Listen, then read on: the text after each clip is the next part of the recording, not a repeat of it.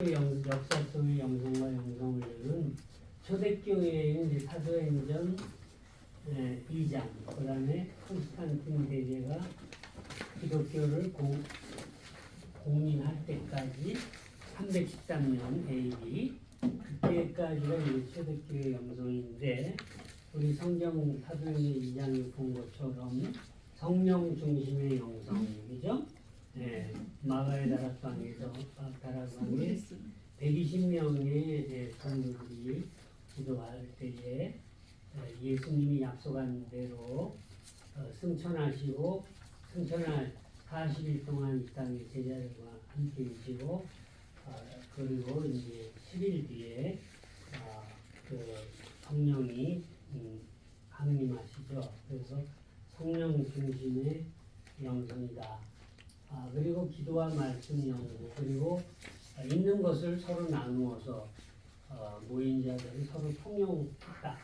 여기에 뭐 어떤 분들은 이거를 뭐 공산주의로 뭐 이렇게 얘기하면 공산주의 아니고, 공산주의 아니고 거기에 이제 외지에서 오신 분들 있잖아요.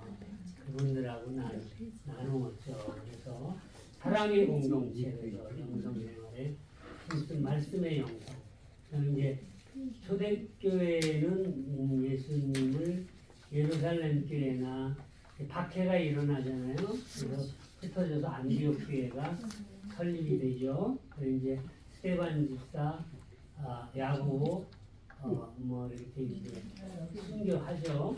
순교의 영성이라고 할 수 있죠. 그래서 이제 예수님을 믿었던 제자들은 다 순교하죠. 순교의 영성이었다.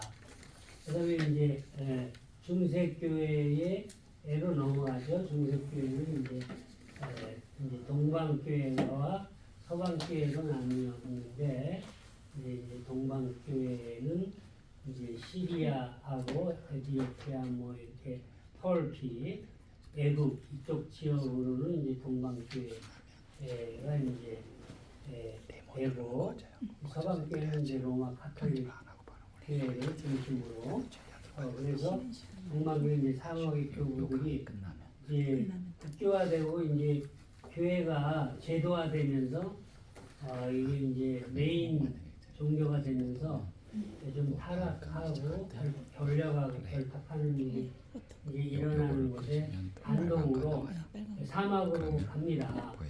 기독교 공인이요 세상과 타협 이제 진실한 신앙을 가지려는 자들이 사막의 영성을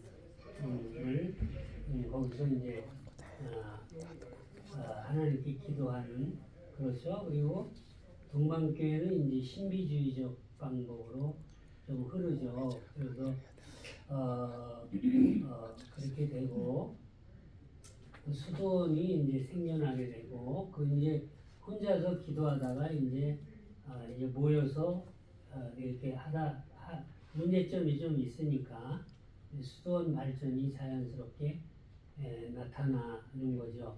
그래서 동방교회 수도원 창시자 성 안토니우스는 웃는 독고 생활을 통해 이제 영성훈련을 하고, 그다음에 이제 그 제도적인 이제 수도원 운동이 공동생활로 이제 들어가게 되는 거죠. 그래서 동방교회의 그 정신적인 지주였던 사람은 클레멘트 오리겐이 이제 대표적인 그 영성가라고 할 수 있고, 서방교회는 성례전이 발전되면서 좀 더 이제 체계화되고 문서화되죠. 그래서 성례와 직제로 변화가 되죠. 그렇죠? 그 다음에 이제 수도원, 이것이 이제 수도원의 이제 서방교회는 수도원에 모여서 이제 그 생활을 하면서도 자급자족하니까 거기서 이제 뭐예요? 그 이제 농사 같은 거 짓고 뭐 채소도 가꾸고 그러면서 이제 사회에 그게 영향을 좀 끼치죠. 그리고 이제 서방교회의 대표적인 영성가는 어거스틴이 있습니다.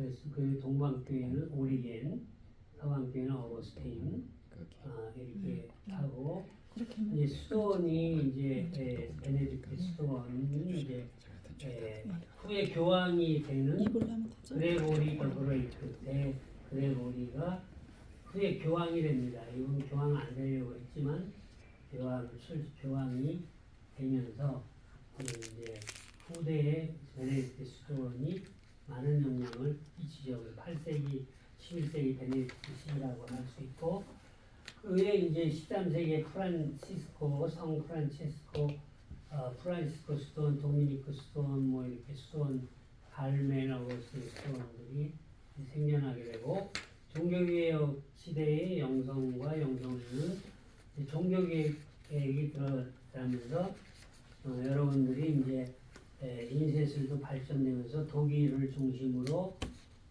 독일 성경이 라틴어 성경이 번역이 되죠.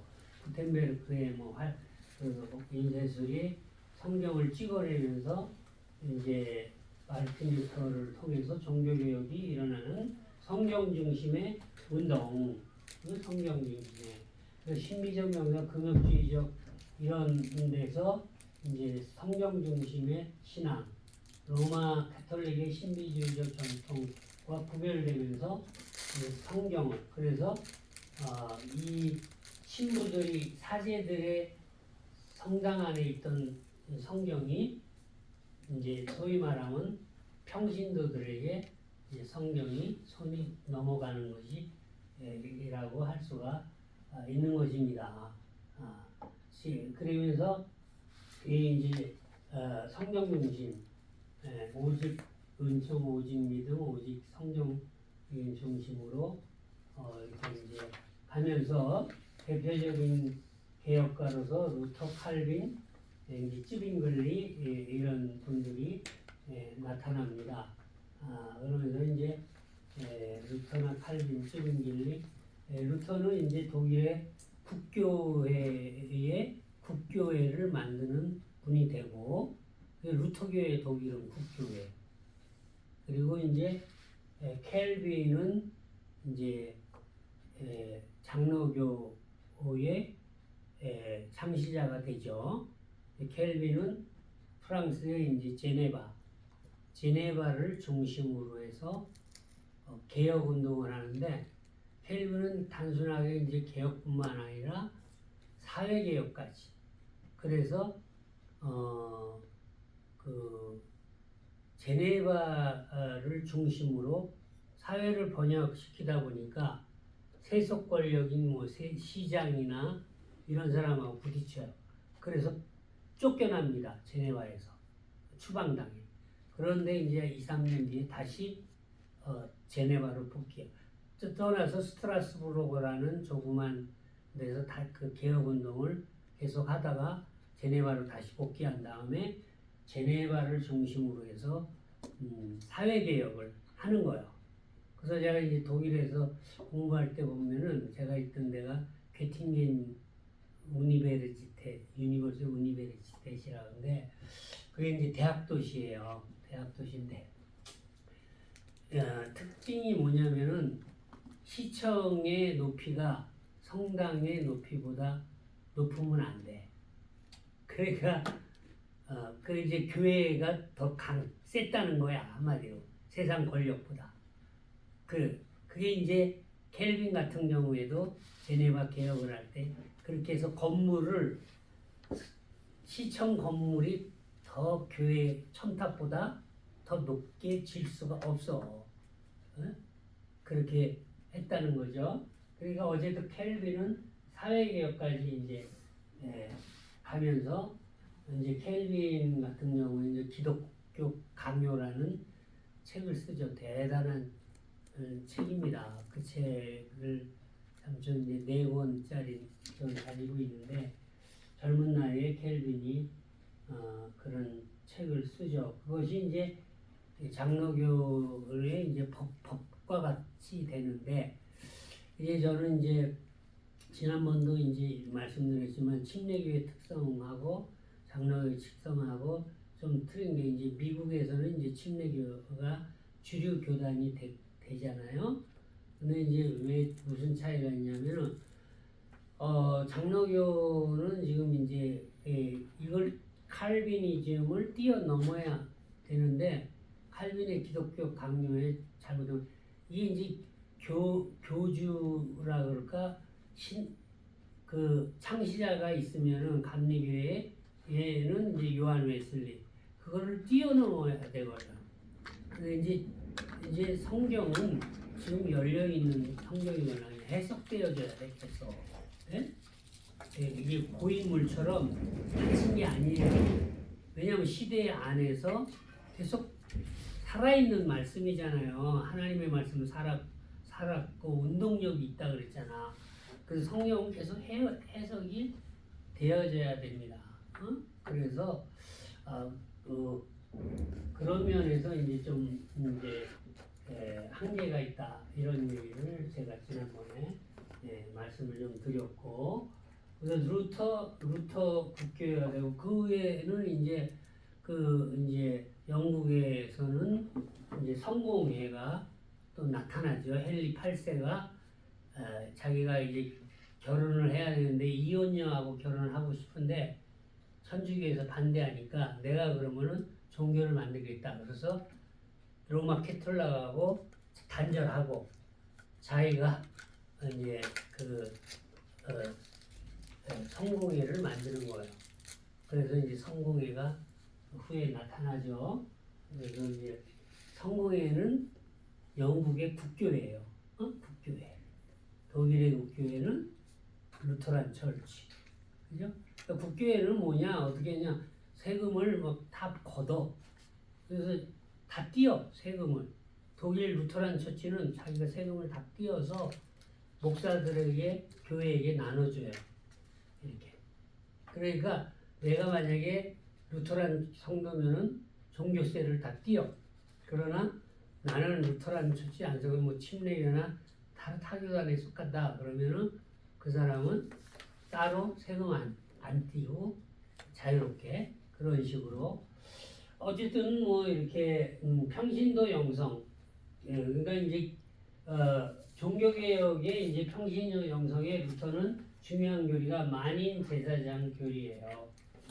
만인 제사. 다시 말하면 아까도 얘기했지만 신부 사제와 평신도와 구별된 게 아니라 모든 사람이 하나님 앞에 나아갈 수 있는 직접 나아갈 수 있는 만인 제사장이다. 응? 너희는 왕 같은 제사장이다. 베드로전서 2장의 말씀과 같이. 그 다음에 이제 믿음을 통한 구원과 일상의 삶 속의 성화. 그거는 이제 우리가 단순히 이제 세상과 격리되어서 사막의 영성이나 뭐 이렇게 등지고 이렇게 사는 것이 아니라 더 세상 속으로 들어가는 것이죠. 그래서 역사와 사회를 향해 나아가는 성화를 수행한다는 거죠. 사실 뭐 저기 수도원에 들어가서 있는 거는 정말 그것도 뭐 이렇게 들어가서 하나님만 바라보고 그렇게 하는 것도 중요하지만 세상 속에서 여러분 일하면서 일을 하면서 신앙생활 하는 것이 더 어려울까요? 쉬울까요? 어려워요. 예. 사실 여러분들이 더 목사는 제한된 공간에서 살잖아요. 그죠? 그러니까 여러분들은 막 살다 보면 불신자하고 세상하고 그걸 이겨나가면서 또 일하면서 또 신앙생활 하면서 살아야 되잖아. 응? 또 유혹이 얼마나 많아요.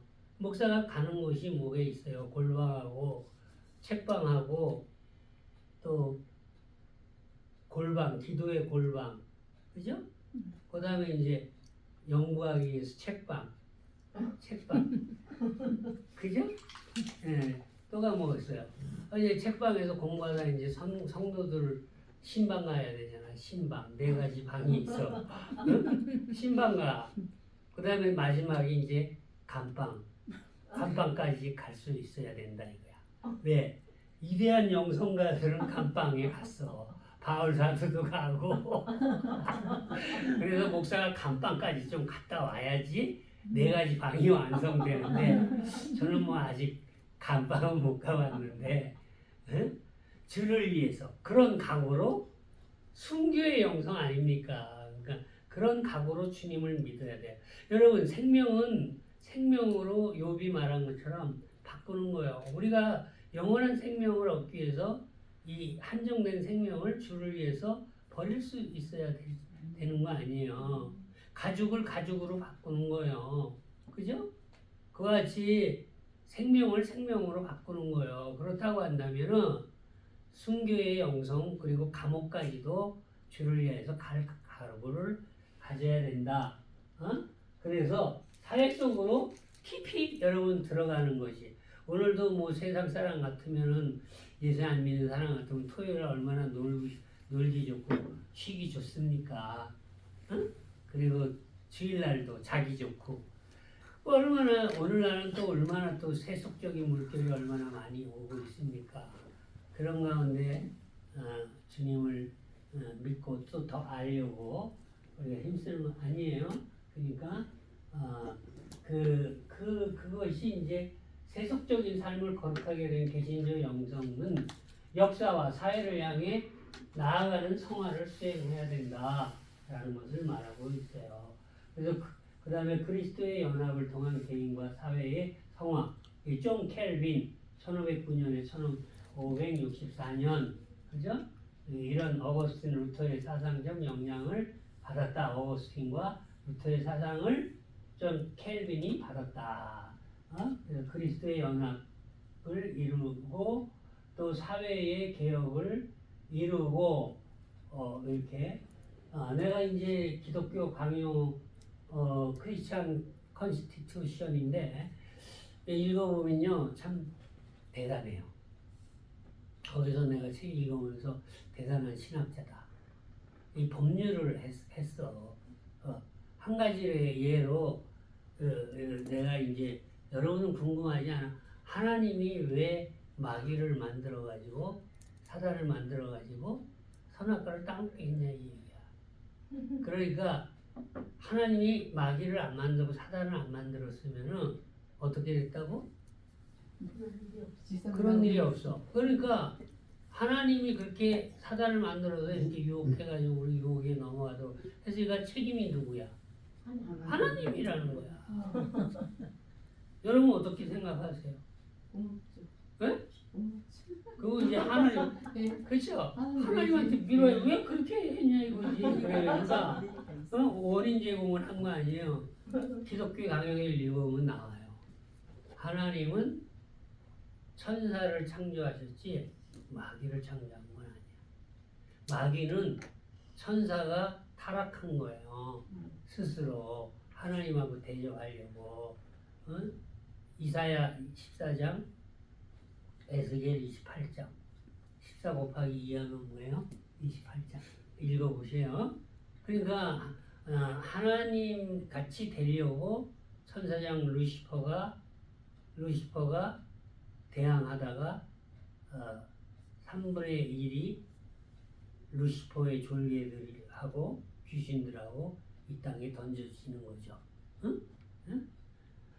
그건 뭐 또 요한계시록에도 그게 나오니까 어쨌든 그런 것뿐만 아니라 여러 가지 궁금한 것들이 크리스탄 컨스티튜션에 나와 있어요. 근데 그래서 참 대단한 신학자다. 응? 그 왕에게 헌사하기 위하여 그 책을 썼어요.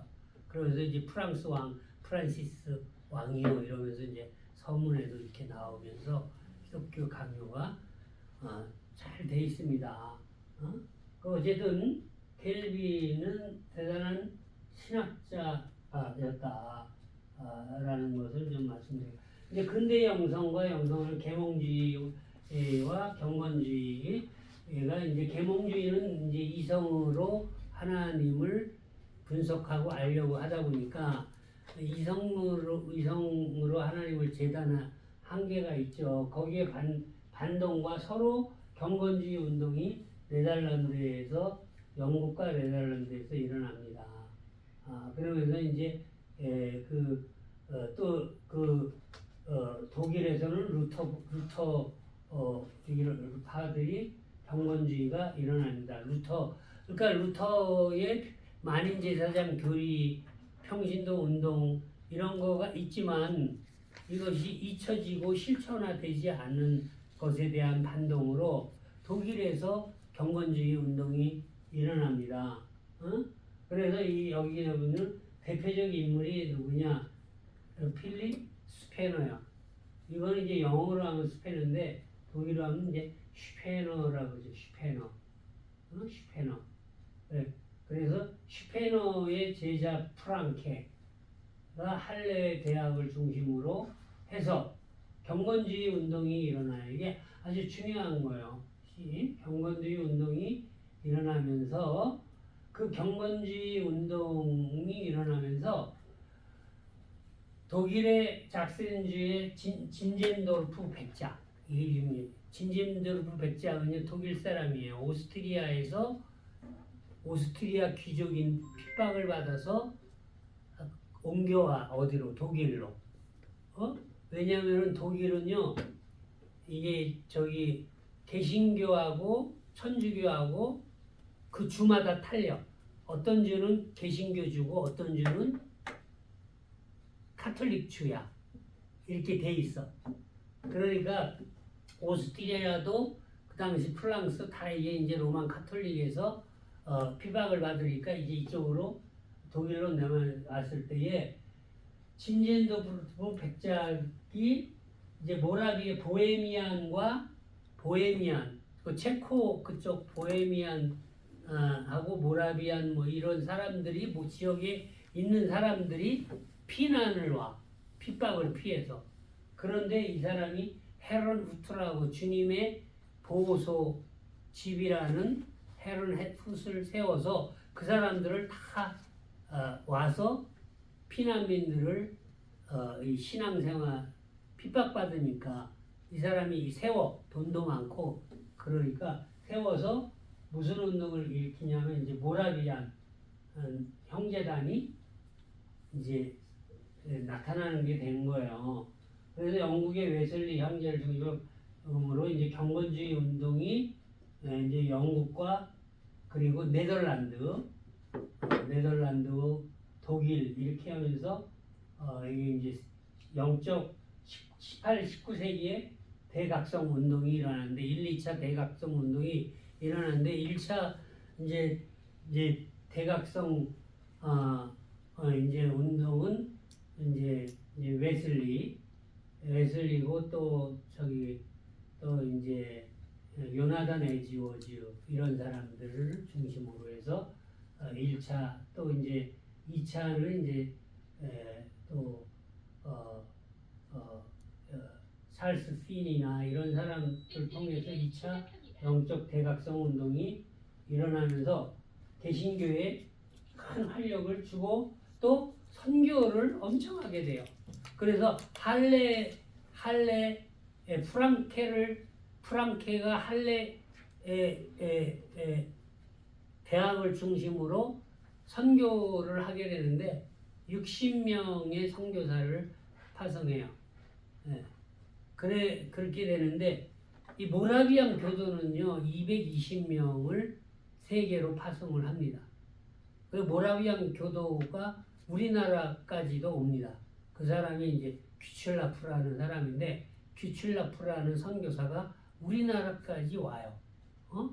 그러니까 그게 다 이제 모라비안이 얼마나 선교를 열심히 했냐 이거예요. 모라비안 이 사람들은 60명, 50명, 60명당 평신도가 한 명의 선교사를 서포트해서 보내고 저기는 할레는 1,500명당 한 명씩 서포트를 해서 보내는데 얼마나 많이 보냈냐 이거지. 그 당시에 220명.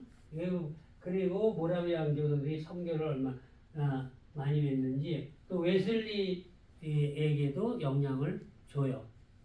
뭐 이거 이제 일환인데 이제 이 웨슬리가 이제 저쪽 사바나를 중심으로 그래서 감리교회가 이제 세워지잖아요. 근데 사바나를 중심으로 선교하러 오다가 대서양의 배를 타고 모라비안 교도들하고 같이 타고 오는데 막 풍랑이 막 일어나니까 이 웨슬리 막 죽을 것 같은 거야. 두려워서.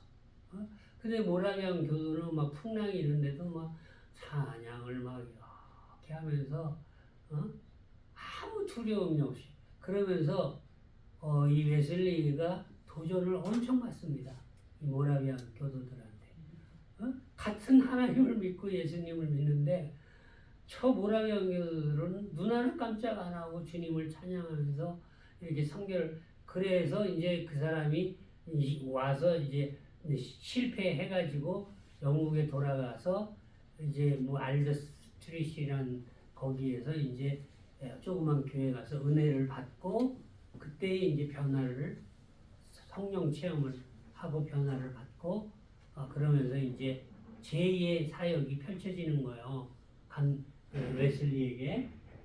그래서 이제 그 뒤에 이제 영적 대각성으로 인도가 되는 겁니다. 그래서 영적 대각성 운동은 미국 부흥 운동을 촉발시켰어요. 그래서 1901년도에 이제 오순절 성령운동, 성령의 은사운동은 미국에서 일어난 중요한 영성, 세계 선교의 확장, 경건주의 아버지 스페너와 또 제자 프랑케가 할레 대학을 중심으로 선교 진지엔 듣고 헤르노트 오랑교의 해외 선교와 여사 미국의 부흥운동과 후에 미국과 영국의 선교의 영향을 줍니다. 현대 영성, 현대교회 영성운동은 이미 시작된 곳에 한층 성경적인 역사가 되어가고 아직 시작되지 않은 곳 새로운 혁명의 열매가 열리는 운동이 되어야 될 것이다. 쭉 나와서 은혜와 더불어 내면적이고 주관적인 신의 체험 강조와 은혜 안에서 어서 오세요. 예. 자, 그래서 이제 끝나려고 하니까 이제 오시네요. 제가 아까 그렇게 이게 이제 그래서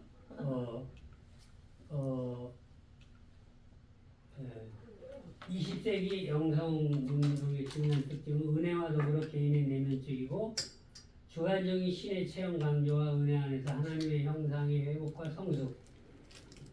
두 번째, 과거의 세상적 이기적인 모든 관계를 끊고 또 예수 그리스도의 제자로서 자기 부인과 십자가를 따르는 삶을 통해 이웃 나만 신앙 좋고 나만 할렐루야가 돼서는 안 되고 사회 속으로 들어가서 제자로서 사회 공동체를 사랑하는 지상명령의 실천이다. 세 번째, 더 나아가서 우주의 자연의 생태계에 대한 문화이익 명령, 창세기 1장 28절. 우리들에게는 성경에 두 가지 명령이 있어요. 첫 가지 명령은 마태복음 28장 19, 20절 너희는 가서 모든 족속으로 제자를 삼고 하나님과 아들과 성령의 이름으로 침례를 주고 내가 너희에게 가르쳐 공부한 모든 것을 가르쳐 지키게 하라는 전도의 이 명령과 하나님이 우리 이를 대리자로 생육하고 번성하라 땅에 충만하라 이 모든 것을 다스리라 하면서 위임을 했잖아요. 인간이 하나님 대신 이 세상 만물. 그러니까 참 인간이 참 세상에 가장 지혜롭잖아요. 그렇지 않습니까? 이건 내가 하나님의 형상대로 지었다는 것을 세 가지로 얘기했잖아요. 하나님의 형상이 뭐라고 그랬죠? 첫 번째가 뭐라 그랬죠? 인간의 하나님이 우리처럼 코, 눈, 외계인들이 이렇게 머리 크고 그거 뭡니까 이거 외계인 그거 나오는 ET처럼 눈 이렇게 크고 머리 크고 손은 안 써서 이렇게 빼빼하고 그런 골룸 같은 게 아니고 하나님이 그런 우리와 눈, 코 있는 이런 형상 신인 동형론 이런 외형적인 얘기가 아니라 하나님의 이미지는 뭐냐? 인간 하나님이 영이신 것처럼 우리도 영적인 존재로 지었다.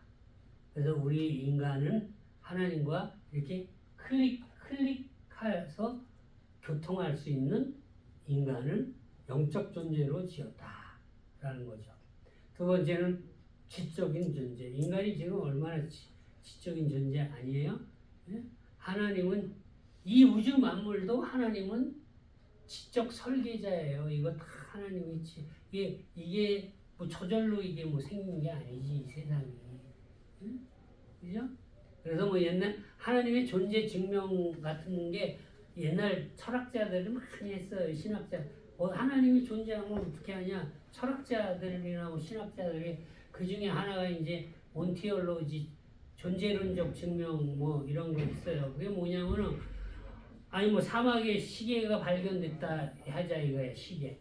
그 시계가 착착 돌아가는데 이 정교한 게 사막에 저절로 어떻게 있을 수 있냐? 누군가 시간이라는 걸 잴 수 있는 정교한 톱니바퀴를 조립해서 이렇게 이런 걸 만들 수 있는 것은 지적인 존재가 이것을 만들었듯이 이 거대한 우주 이것이 하나도 이게 부딪히거나 이러지 않고 정확하게 이렇게 돌아가는 것은 톱니바퀴처럼 이게 우연이 아니라는 거야. 그러니까 지적 설계자가 있다는 거야. 그러니까 하나님이 가장 지적인 분이시죠. 무한대의 IQ를 가지고 있고 우리도 하나님이 형상대로 지었을 때는 머리가 엄청 좋았어요.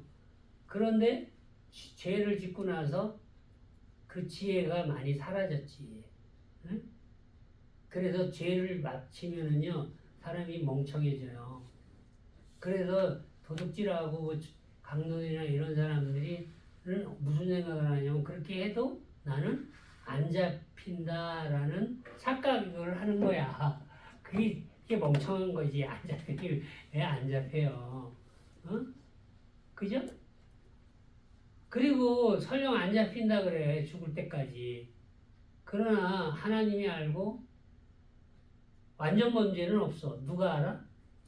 자기가 알아. 그걸 뭐라 그래? 양심적 존재라 그런 거야.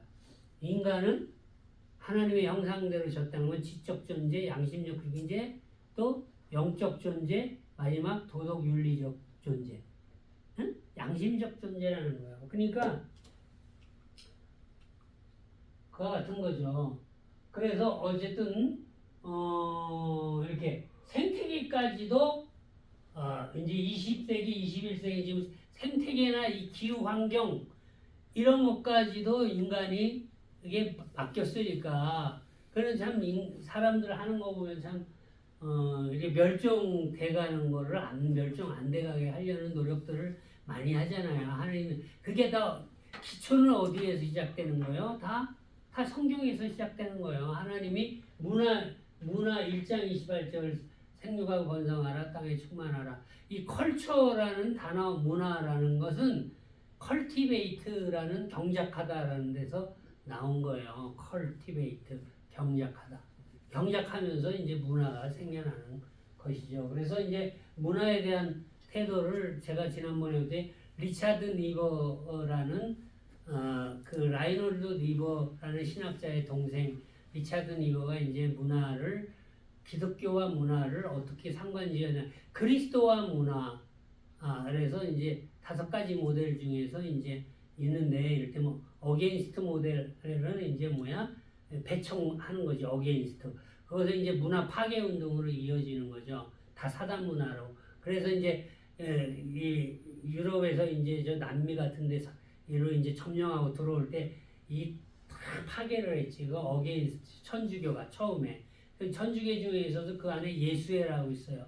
예수회들은 이제 그런 식으로 이제 접근을 했는데 나중에는 이제 문화 위에 그리스도라고 해서 문화를 바퀴로 놓고 문화를 잘 이용하면 그리스도를 잘 전파할 수 있다.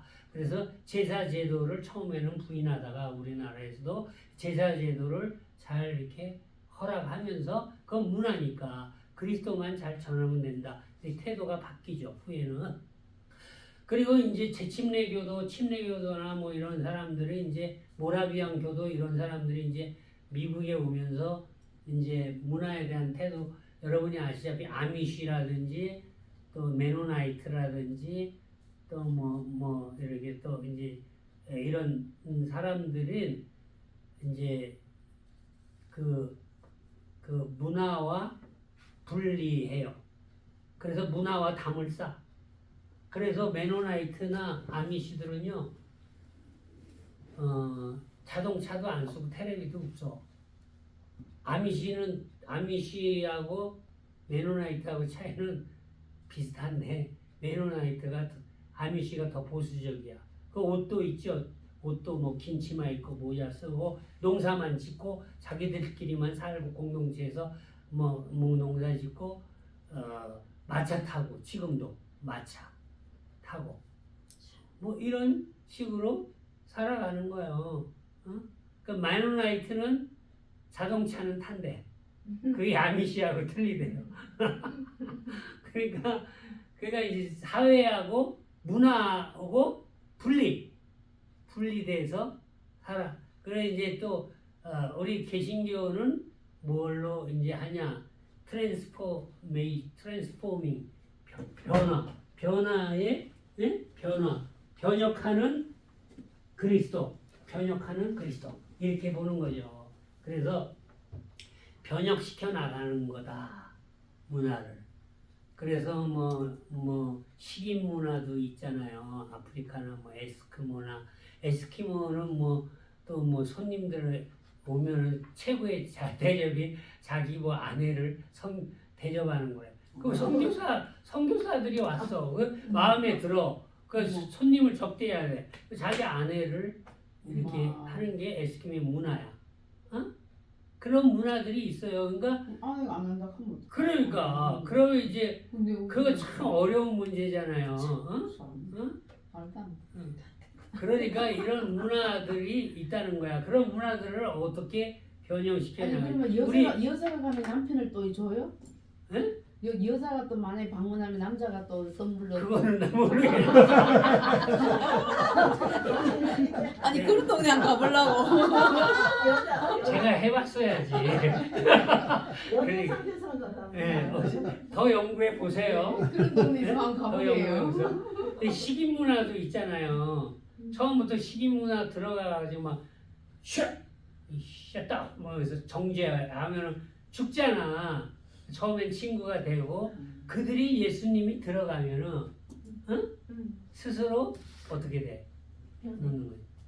제가 감비아인가 거기 선교사님이었는데 선교하러 가가지고 했지만 근데 이제 교회에 나오라 해서 나오지. 그리고 나왔다고 교회에다 예수님 믿는 거 아니잖아요. 그 나오면 어느 날 보면 하나씩 물건이 없어진대요. 갖고 가는 거야. 뭐 다 좋은 거 있으면 내년에 심한 가면 다 거기 있대. 근데 시간이 지나면은 또 갖다 놓는데 이제 예수님이 들어가면은 그죠? 그러지 않으면 어떻게 부딪히는 거지. 그러니까 처음에 가톨릭도 제사 문화 가지고 얼마나 부딪혔어요. 그죠? 예. 그래서 1800년 순조 왕 때에 가톨릭이 엄청 순교를 당합니다. 그때 이제 정약용의 다 가족들 막 다 어디 가고 막 유배가고 그렇게 하고 또 정약전 이 사람은 유배 가가지고 쓴 게 무슨 고기에 대해서 막 연구해가지고 뭐 이런 그런 것도 있고 또 정약종이라는 사람은 완전 순교하죠. 네? 어쨌든 그런 문화에 대한 이제 그런 차이들이 있죠. 그래서 이제 여기까지가 이제 하고 영성훈련의 요소가 이제 개인훈련, 내면적인 훈련, 명상, 기도와 금식, 독서는 이제 그 렉티오 디비나라고 이제 라틴어로 하는데 거룩한 디비나, 거룩한 읽기, 독서, 디비나는 이제 거룩한 렉티오 읽기. 그 이제 여기서 독서예요, 독서. 그래서 수도원에서 많이 했던 것 중에 하나가 성경과 더불어 고전을 많이 읽었어요. 그 정도로. 또 외면적인 훈련은 청빈한 삶이라는 거죠. 응? 그래서 성 버나드는 예수님의 일생을 두 마디로 표현했다. 탄생에 있어서 가난하였고 생애 동안 또 가난했다. 그래서 프란시스의 가르침도 청빈이었어. 탁, 청빈. 응? 그 다음에 순종, 봉사. 그 다음에 이제 공동체 훈련. 왜냐하면 공동체 훈련, 선교사들도 선교 나가기 전에는 선교사들이 되게 성격이 강해요. 그래가지고 선교지에서 부딪히는 일이 많아. 서로. 뭐 교단적으로도 부딪히고 성격적으로 부딪히고. 그러니까 선교 나가기 전에 하는 게 선교 훈련을 해서 공동체 생활을 하게 하고 나서 선교사를 파송하는 거와 같이 수도원에서 같이 살다 보면은 어떻게 돼요? 혼자 수도할 때는 좋았지만 그러다 보니까 이제 여기 정신적 희생에서 혼자 하다 보면 또 매너리즘에 빠지잖아. 그래서 거칠어지거나 잘못된 광망이나 타락에 빠지는 위험성이 나타나서 이집트에 파고 있는 수도사들이 모여 거주하는 생활로 바꾸는 수도원의 시초가 되었고 공동체 훈련을 하게 되었는데 그 대표적인 예가 베네딕트 수도를 읽었습니다. 고백 훈련, 그죠? 고백을 통해서 네 죄든지 사하면 사하여 네 죄든지 그대로 있다. 천주교는 1년에 한 번 신부의 고해성사를 해서 용서의 선포를 받을 수 있게 제도화했다. 그러나 신교는 만인 제사장직을 받아들이기 때문에 각자가 제사장이니까 이 고백하고 용서받는 것이 좀 낯설어요. 그러나 고백 훈련을 통해서 우리도 한국교회는 모든 죄는 하나님께 직접 용서를 받는다고 생각하는 점이다. 그렇기 때문에 죄를 다른 사람에게 고백하고 사람들에게 용서를 선포받는 것에 저항감을 갖고 있다. 그러나 진정한 의미에서 하나님의 말씀을 대언하여 선포하는 것처럼 죄에 대한 하나님의 용서도 하나님의 사람들을 통하여 선포되는 것이 성경적이고 우리가 바로 인식해야 될 사실이다. 우리들 가운데 수많은 사람들이 끊임없이 하나님께 죄는 고백하면서 용서의 확신이 없는 것은 기독교 공동체를 통하여 선포되는 하나님의 말씀을 소홀히 치유할 때문이다. 그래서 이것이 고백 훈련이죠. 고백 훈련이 중요하다는 거예요. 그래서 여러분 밀양이라고 하는 영화 있어요. 옛날에 나온 무슨 김성동 무슨 이성동인가 무슨 그런 감독이 한데 밀양이라는 영화가 있는데 그 영화의 내용이 그 영화 배우 여자가 하나가 자기 남편 죽어서 이제 남편의 고향인 밀양에 아들 하나 데리고 와서 살아요. 살면서 이제 뭐 이렇게 이제 그 거기서 적응하면서 이제 살아가면서 피아노 학원을 막 하다가 어느 날 아들이 실종돼. 그래가지고 막 실종되는데 이 여자가 이제 실종돼가지고 막 반 이제 정신이 나가지. 그런데 나중에 이제 그 아이가 시체로 발견돼요. 근데 누가 죽였냐? 그 태권도 하는 관장인지 그 사람이 이제 죽인 거예요. 그 동네 사람이. 그래서 이제 감옥에 가게 돼요. 감옥에 가게 됐을 때 이제 이 여자가 이제 교회 다니라고 이제 막 사람들이 그랬는데도 안 다니다가 그렇게 나서 교회를 다녀요. 교회를 이제 열심히 다니는데 교회를 다니면서 이제 신앙을 갖게 돼요. 그러면서 이제 용서하는 마음도 갖게 되고 구역 예배에서 이제 이 여자가 경건한 이제 신앙하는 이제 하는 사람이 돼. 그래서 이제 약국 하는 사람이 뭐 권사님인가 뭐 그래. 그래서 그 집에서 구역 예배도 막 있으니까 그 남편이 장로님이고 이제 둘이서 이러는데 이 여자가 이제 거기 전도연이네. 전도연. 응? 그다음에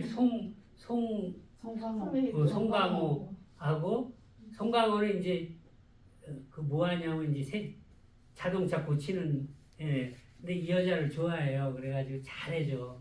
근데 막 위로도 해주고. 근데 이제 어제든 죽었는데 이제 거기서 구역 예배하면서 신앙생활을 갖게 돼서 교회를 나가고 막 이렇게 합니다.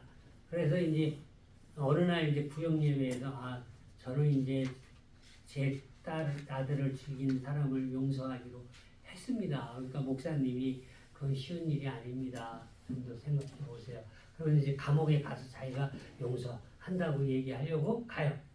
가는데 이제 근데 이제 목사님은 좀 더 신중하게 생각하거든요. 사람들은 이제 다 구역예배에서 이제 막그 용서 하나님의 이제 말씀 믿음이 들어가서 용서한다니까 박수 치고 이제 좋아하고 그래가지고 이제 감옥에 가서 이제 그 면회를 해요. 근데 거기 갔는데 전도연이가 갔는데 그분도 그 죽인 남자도 그 안에서 뭐 예수님을 믿고 지가 성경 읽고 하나님 앞에 용서를 받았다고 그 전도연한테 내가 하나님 앞에 용서를 받았습니다. 자기가 용서하려고 이제 갔는데 지가 용서를 받았다고 먼저 얘기하니까 전도연 애기 엄마가 충격을 받는 거야. 어떻게 내가 용서도 안 했는데 지가 스스로 하나님한테 용서를 받았다고 할 수가 있느냐. 그러면서 거기서부터 전도연이가 이제 반항적인 사람이 돼요. 교회도 안 나가고 하나님 앞에 반역을 막 하면서 응? 하나님 보세요 그러면서 삐딱하게 나가는 거야. 그러면서 막 그 약국 장로 남편도 이렇게 유혹을 해가지고 막 이렇게 타락시키고 막 하나님이 싫어하는 것만 다 하는 거야. 그런 식으로 그리고 막 그냥 또 교회에서 또 모든 사람이 야외에서 예배 드리는데 막 이제 찬송가 막 부르는데 갑자기 몰래 가가지고요 이 테이프를 틀어. 그러면서 이제 기도합시다 뭐 하고 이제 뭐 하려고 그러니까 거짓말이야. 거짓말 그 테이프를 틀어. 그리고 도망가. 그러니까 막 이런 방해를 막 놓는 거야. 응? 그게 뭐냐? 지금 제가 왜 이런 아니 내가 용서를 하지 않았는데 어떻게 지가 하나님 앞에 용서받았다고 그러고 지 마음대로 용서받 나중에는 이제 거기에서 헤어나면서 거의 미친 여자처럼 되는데 송강호가 아주 끝까지 하여간 그 전도연을 헌신해요. 그렇게 잘해줘. 그러면서 이제 좀 그 여자가 이제 제정신으로 돌아오면서 이렇게 끝나는 영화가 밀양이라는 영화예요. 밀양. 밀양. 그러니까 지금 이 고백 훈련. 이게 있죠. 고백 훈련이 사실 우리 개신교에서도 필요한 부분이에요. 사실. 왜냐면은 나 혼자 죄 짓고 나 혼자 그냥 하나님을 막 하면은 습관적이 될 수도 있고 또 자기도 확신이 없어. 그러나 1년에 한 번씩이나 뭐 죄 지을 때마다 또 신부님한테 뭐 가가지고 고백하는 거. 그러면 이제 좀 억제 효과가 있잖아요. 매번 죄 짓고 가가지고 매번 할 수는 없잖아. 그렇죠? 그러니까 또 용서에 대한 확신도 없고 그러나 아까 하나님의 이제 용서도 사람을 통해 선포되는 것이 성경적이요. 그래서 이런 고백 훈련이 필요하다는 얘기예요.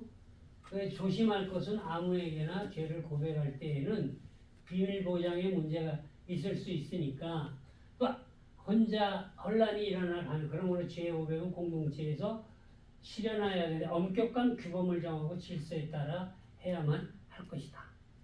그것도 이제 조심스러운 거야. 사실 아무나 되면 이게 다 터져. 그러니까 이거는 또 한계가 있어. 이게 조심스러운 문제다. 예배 훈련, 그죠?